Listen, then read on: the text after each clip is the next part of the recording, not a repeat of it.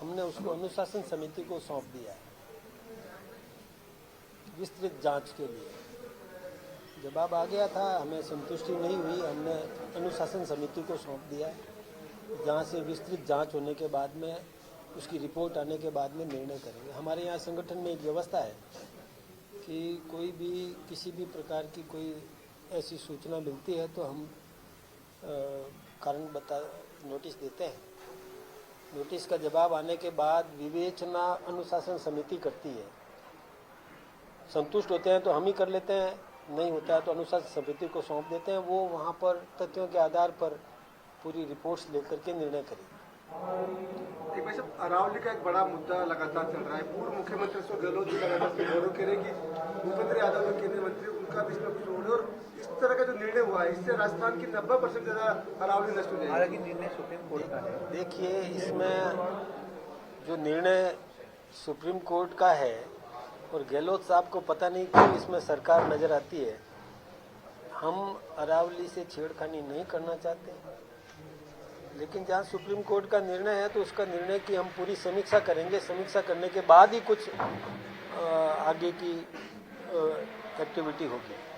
वो आरोप लगा रहे हैं कि कुछ चंद लोगों को लाभ देने के लिए सरकार के कुछ जो मंत्री हैं वो पैरवी कर रहे हैं। मैं सोचता हूँ कि गहलोत जी जैसे वरिष्ठ नेता को इस प्रकार के आरोप नहीं लगाने चाहिए।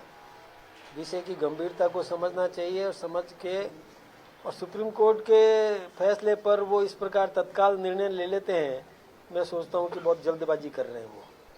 उसके साथ ही उनका कहना है कि जो बांग्लादेश में हिंसा हो रही है, हिंदुओं पर अत्याचार हो रहे हैं, उसमें केंद्र सरकार मूक दर्शक बनी हुई है।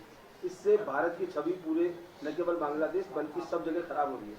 देखिए, हमारी सरकार बहुत गंभीर है। देश दुनिया कहीं पर भी किसी भी प्रकार की घटना होती है उस पर पूरा विवेचना करने के बाद जो निर्णय करना है वो दृढ़ता से करती भी है। और जो कुछ भी हमारी सरकार को करना चाहिए था वो उन्होंने किया भी है। पहले के भी दृष्टांत अपन देख सकते हैं कि जो कुछ भी करना चाहिए था पहले भी किया और अब भी कर रही है बहुत गंभीरता से। लेकिन उसकी जो गोपनीय निर्णय है वो अपने तरीके से, कूटनीतिक तरीके से ही किए जाते हैं और वो कर रही है। एक वैसे पंचायत निकाय चुनाव को लेकर हाईकोर्ट ने जो ऑर्डर था उसको सुप्रीम कोर्ट ने बरकरार रखा। उनका 15 अप्रैल तक कराने ही होंगे। पार्टी किस तरह से देखती है? पार्टी कितना की वन स्टेट वन इलेक्शन के तहत आप मोड पे काम करना चाह रहे हैं? देखिए, कोर्ट का आदेश की पालना हम करेंगे और हमारी पूरी तैयारी है और तैयारी के साथ हम निर्णय करेंगे। ठीक है, थैंक यू।